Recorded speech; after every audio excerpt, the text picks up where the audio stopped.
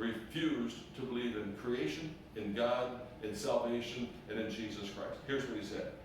As for life after death, Hawking told the Guardian he believed the brain is like a computer that will simply shut off. Here's his quote. There is no heaven or afterlife for broken down computers. This is a fairy story for people afraid of the dark, he told the Guardian. He passed away just a few years ago. The reality of each man's destiny is very real to Stephen Hawking right now. He rejected God adamantly. Now, here's what's fascinating for you and I as Christians. We have a horizon. We don't think about it. We just say, look, what's a horizon? When I'm driving, when you climb a mountain, you can always look up and see what? You can see the horizon. What is the horizon? That's where I'm going. That over the horizon is my destiny. If you don't believe in God, if you don't believe in salvation, if you don't believe in Jesus Christ, what is your horizon? You don't have one. It's the here and now. And if the here and now isn't pleasant, how terrible. Okay? How terrible. No matter what our life is like right now, we have a horizon. As Christians, we know where we're going. And that should be reflected in our biblical worldview. In John 14:2, it says, in my Father's house are many mansions. If it were not so, I would have told you. I go to prepare a place for you. Is that not comforting? Jesus died on the cross, rose from the dead, and he's preparing a place for you and me. Now, when you understand the enormity of just this universe, and when you believe in Genesis that God created the whole universe, he just literally spewed it out of his mouth. Ex nihilo, out of nothing, he created that. Remember we talked last week about the sun. And the sun has been burning for, well, as Christians, we believe for thousands of years. Evolutionists believe for billions of years. I don't know how you come up with that, because it's got to burn up eventually, right? But the size of the sun, do you remember how many Earths can fit into the sun? Do you remember?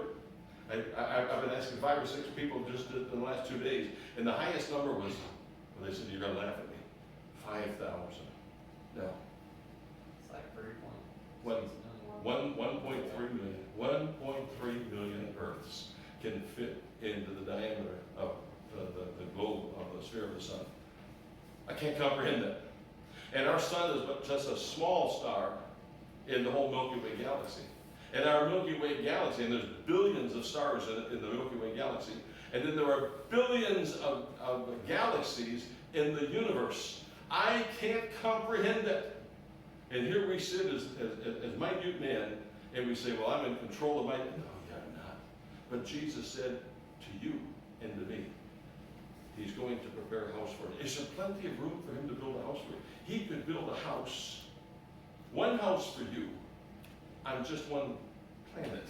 Actually, one galaxy. You got the whole galaxy. Folks, can you imagine? He's going to prepare a house, going to prepare a place for us. In Hebrews 9:27 through 28. And as it is appointed unto man once to die, but after this the judgment, so Christ was once offered to bear the sins of many, and unto them that look for him shall he appear the second time, without sin unto salvation. I'm going to read another verse there, but I'm going to wait there. Okay.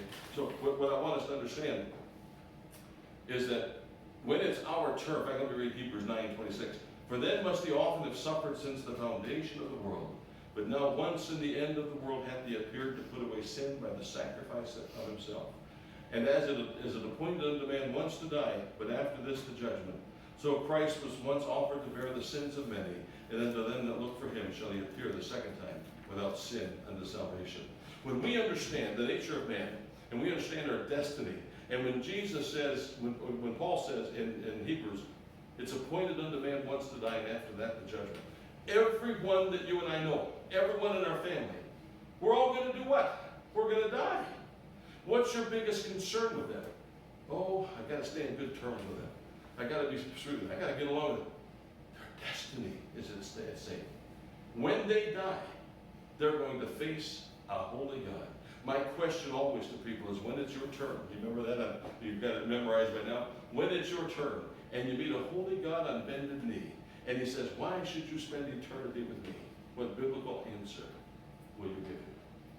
And folks, that's a challenge to just, as you're having a conversation with anybody. I'm just curious. Can I ask you a question? when it's your turn, what that means.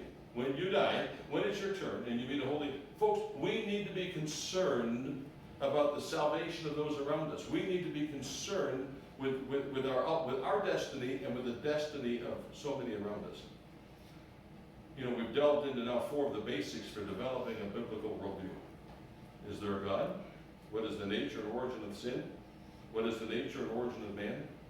And now today, what happens to man after death?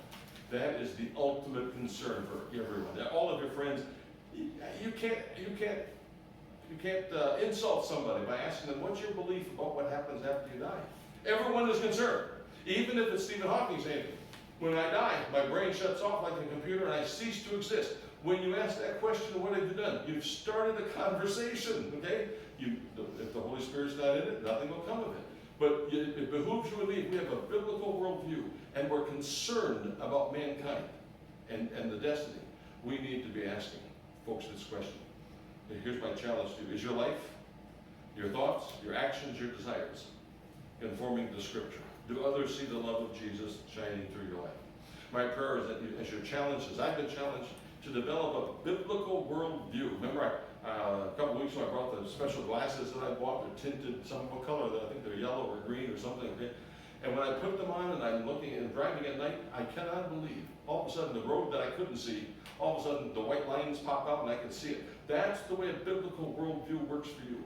When you have a biblical worldview and you put those lenses on, that perspective of what's happening changes. Your desire changes. Your relationship to others changes. Your concern for others changes because you have a biblical worldview. And in doing so, do others see the love of Jesus shining through your life? My prayer is that it will. Let's pray. Our dear Heavenly Father, we're so thankful for your goodness and your kindness to us. Lord, we pray that each of us would be challenged to have a biblical worldview in all these areas that we've been delving into. And Lord, now especially today as we've looked at the destiny of man, may we be burdened to examine our own life to make sure that destiny is resolved. And then to share it with others, to share our testimony, and to share the biblical perspective of what happens to man when he dies. Lord, we pray that you bless us now as we leave. Pray that our biblical worldview would challenge us to talk to others every day. For we ask it in Jesus' name. Amen.